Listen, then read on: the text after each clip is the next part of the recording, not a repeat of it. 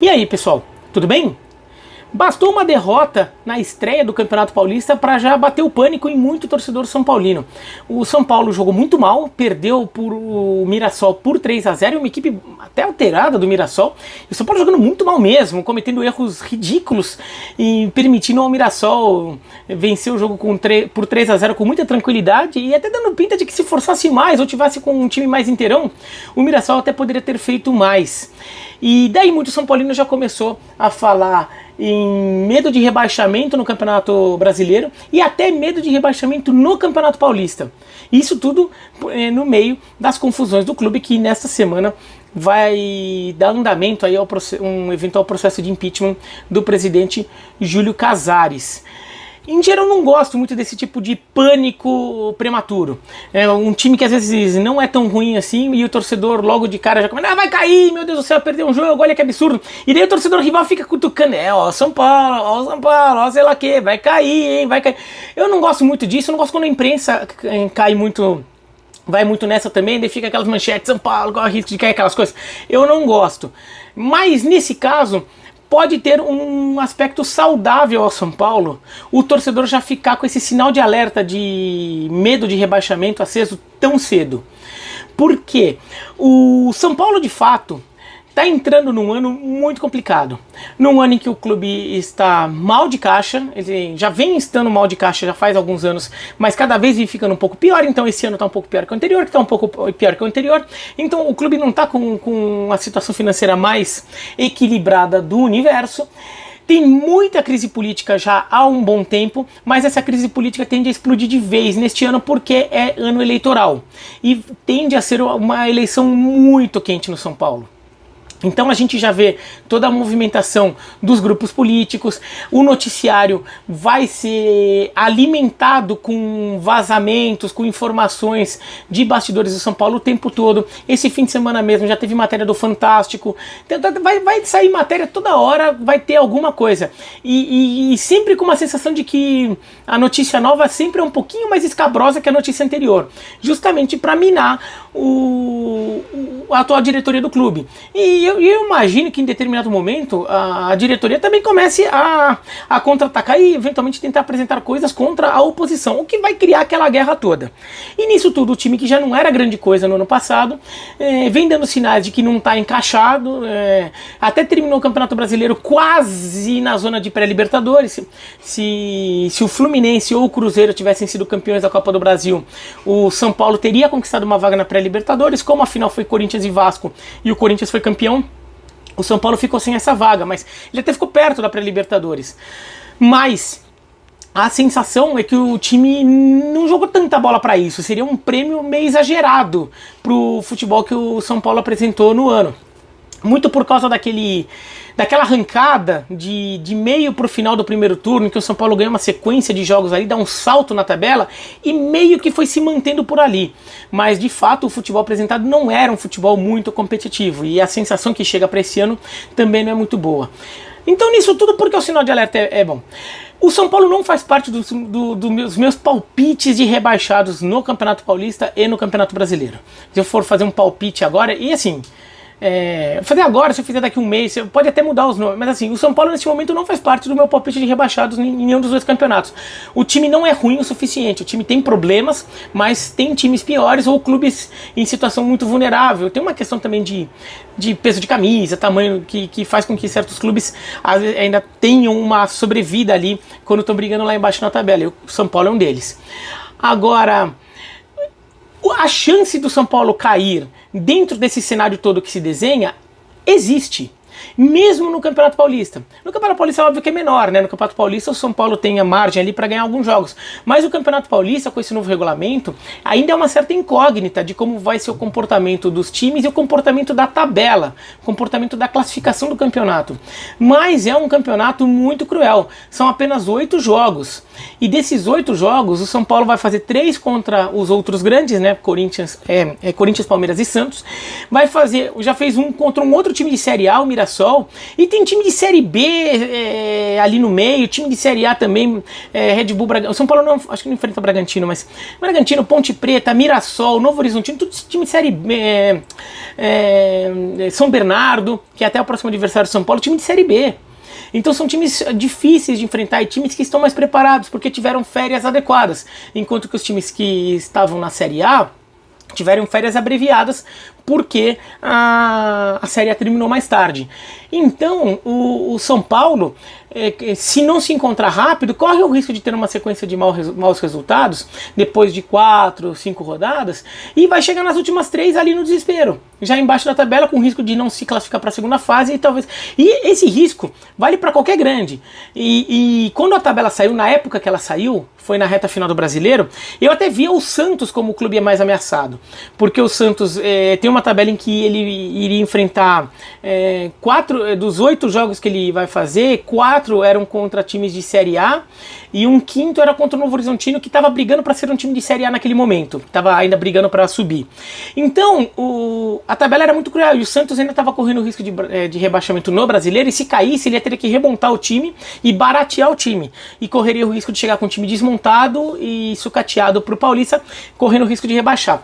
Não aconteceu, o Santos não caiu, o Santos até se arrumou e tá dando sinais até de algum ajuste. O São Paulo que começou a dar sinais para baixo. Nesse meio tempo tomou de 6-0 do Fluminense, a crise política explodiu de vez no São Paulo, a ponto de nessa semana ter a tal votação do impeachment do Júlio Casares. Então o São Paulo tá chegando num cenário em que o Campeonato Paulista já soa como um campeonato perigoso, uma casca de banana, que você pode correr o risco de pisar e escorregar.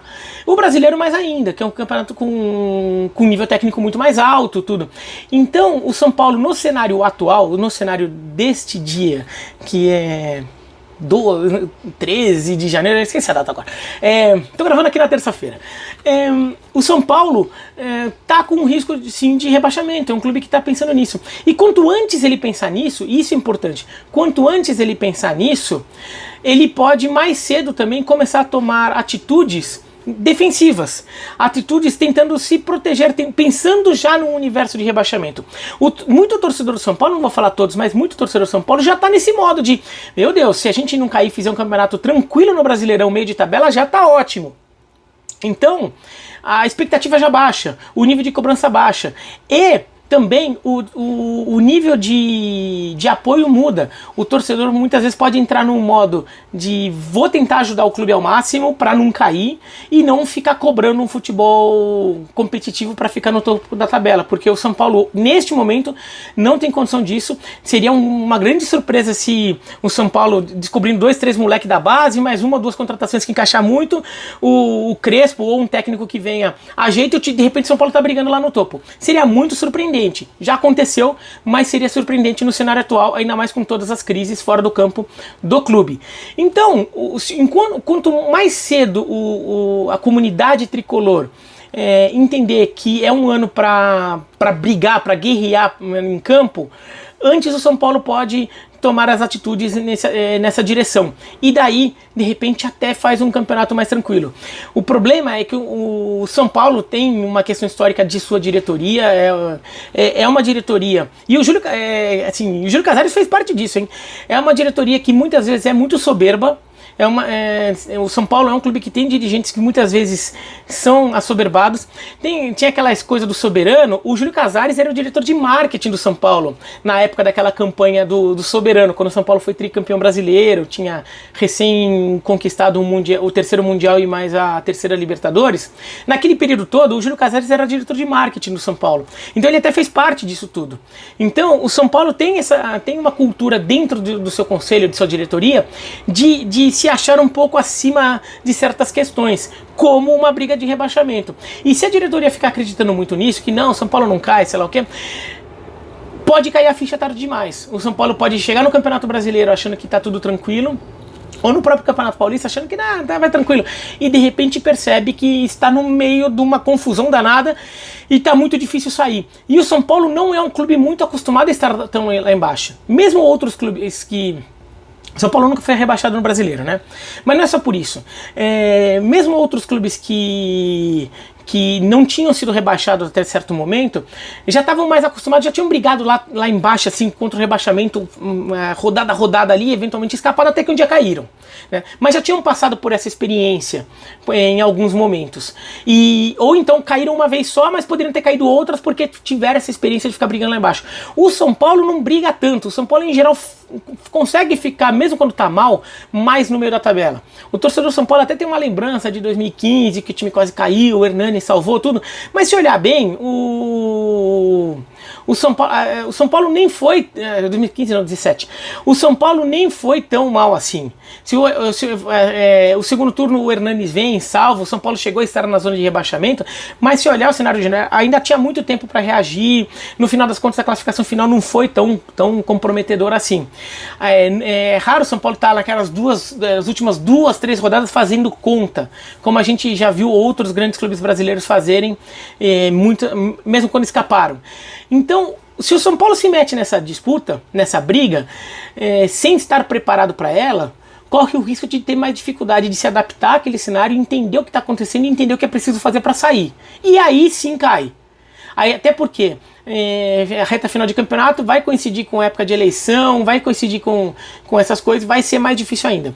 Então se a ficha do São Paulo cair cedo de que tem muita coisa errada lá, o São Paulo pode nem consertar essas coisas erradas, até porque eu acho que não vai consertar, são coisas bem graves, bem problemáticas dentro da estrutura do clube.